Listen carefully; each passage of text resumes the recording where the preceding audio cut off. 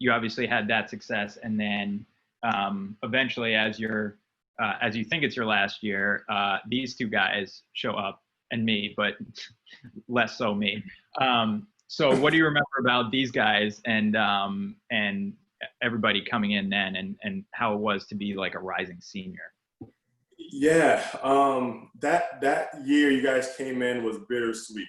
Obviously sweet because you guys came in and you were able to contribute immediately, but obviously bitter because of the neck fracture that I had, the neck injury I had that season. And I was coming in that year like, I'm about to go to the NBA someday. I'm about to work my butt off. I'm gonna play ball. I used to very least play ball overseas. Like, I was already ahead from a class credit standpoint. I think I actually, on paper, graduated my first semester of my senior year. Like I had all the credits. I think like I was gonna take like intro to like basket weaving or like intro to cooking or something like that the second half of the year, just so I could play the game.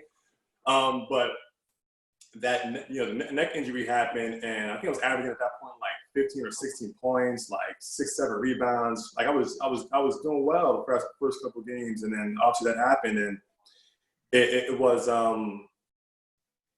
the reason why I say it was bittersweet, because of you guys coming down. And I still remember the day when I came back from the hospital. I'm not sure if you guys remember that, but it was hard to even look into your eyes. I think I looked at Bird. At Bird, you had a tear in your eye. And that's when it hit me. Like I was like, I'm gonna come in there and be strong. I'm gonna try to pump you guys up. Say, let's go. Don't worry about me. Don't worry about me. Be fine. And I looked at you, and I looked at Craig too, and I saw like you guys had tears in your eyes. And I was like, I was trying to stay strong for you guys, and just like and then all the emotion kind of came out. Like, don't worry about it. We're gonna make it happen. You guys are gonna be good this year, and I'm gonna be back. Don't worry about it. And I just said that year I was gonna be an assistant coach. Which led to me being an assistant coach later on in my life, but it opened up the game, and I became actually a smarter basketball player when I got hurt, because I was watching the game and studying what it's like to be a coach, and studying what it's like from an administrative standpoint, and just learning the multiple facets of being a college athlete and what college sports mean. It was an education that year I was out. And of course, I had like I told you, you put me anywhere in God's green earth, I'm gonna do just fine. And I made sure I got back, and I was fully healthy to help contribute and help you guys out, for my 5th year. Yeah, I remember that day. Like, it was crazy because, for one, like, I don't think the rest of the team was like really updated on what was going on, and you finished the last game, so you know what I mean. Like, so. You thought it was a like, spring. I laughed. The reason why I laughed is I didn't know how bad it was during that game. If y'all remember that game, it was Holy Cross and Worcester. I think it was Neil Fingleton. He's like 7 foot 100. He landed on my head, and it was so quick that I didn't even know what happened and who did it. And it felt like I had, when someone hits your funny bone, you have that tingling sensation. It was on the whole right side of my body. And if you guys remember back in the day, like I had a pretty good lefty hook. Yeah. So I scored, I think like 10 or 12 points after I fractured my neck in 2 places, only going left the whole rest of the game. But towards the end of the game, I think Coach Cooley was having like a heart attack or something was going on. Yeah. So it was melee, it was nuts. And they ended up losing that game, I think, by like 1 point or something like that.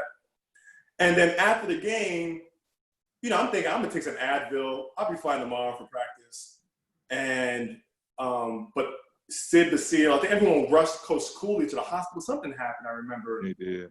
And I think that night, I even went to the movies that night with my girlfriend and my wife now, Kiana, who you guys know. And I just remember she was sitting to the right of me, and we're watching. It was a James Bond movie, the one with Halle Berry where she comes out of the water. Remember that one? So I'm watching the movie, and this Halle Berry coming out of the water. I'm looking, I'm like, and she's right there to the right of me, but I can't turn. I couldn't turn to look at her to see what she was.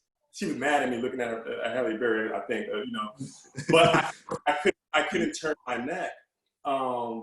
But then, you know, got back to my dorm the next morning, couldn't feel my legs. Mm. So whatever happened to me just got worse and worse overnight. And I remember my roommate at the time wasn't there. Derek Knight, you know, phenomenal, you know, all-time running back at BC, and he was gone. So I had to like roll out of my bed, and I had my bed on risers too, so it was high. Remember that? Mm-hmm. And I rolled out of bed. I had a military crawl to my phone, and I called Sid, and I said, "Hey, whatever happened to me got worse. I need to go to the hospital. I can't really feel my legs." And the feeling of my legs came in and came out. And then they got me to St. Elizabeth's, and that's when they did CAT scans, MRIs. I think I talked to 7 different doctors and neurosurgeons. And now I won't belabor you because it's a longer story, but pretty much I had one doctor tell me, "You're done for the season. That's it, and you may never play basketball again, and you may never have kids." I'm like, "Yo, like, you normally supposed to say, 'Hey, I got the good news and the bad news.' He just came at me, just punched me with haymakers in the face, like, 'Nah, you're not gonna have kids. You're not gonna walk.'" And I'm just like, once he left, I ain't gonna lie, I was by myself. I broke down crying. I was like, I'm in the hospital room by myself. No one's there, no friend, no coaches, nobody. I'm just like, I can't believe that's gonna happen. Then they ran another test on me late at night. They would check on my the feeling on my legs to see if it was coming back, and it was coming back. They ran another MRI or CAT scan or whatever, and then another neurosurgeon. He said, "Listen, I got good news and bad news." And I was like, "Yeah, that's what y'all should have did the first time." And you're done for the season. And I was like, that's no different than what the last guy just told me. And he's like, "No, but I think if you follow everything I tell you to do, I can get you back on the court by next year." And that's all I needed. That little bit of hope he gave me. He's like, "I think I can get you back." He said, "I think." He didn't say I know. He said, "I think." I said, "Okay, doc, we're good." That was it. That was it. You don't have to tell me anything else. And as you know, I had the neck brace for about 5 months, I think it was. Slept with a funny pillow. And I was in that weight room every day. I wasn't allowed to lift my arms above my head for about a month or so. And I wasn't allowed to lift a weight. So, obviously I lost a lot of weight, got skinny. Yeah.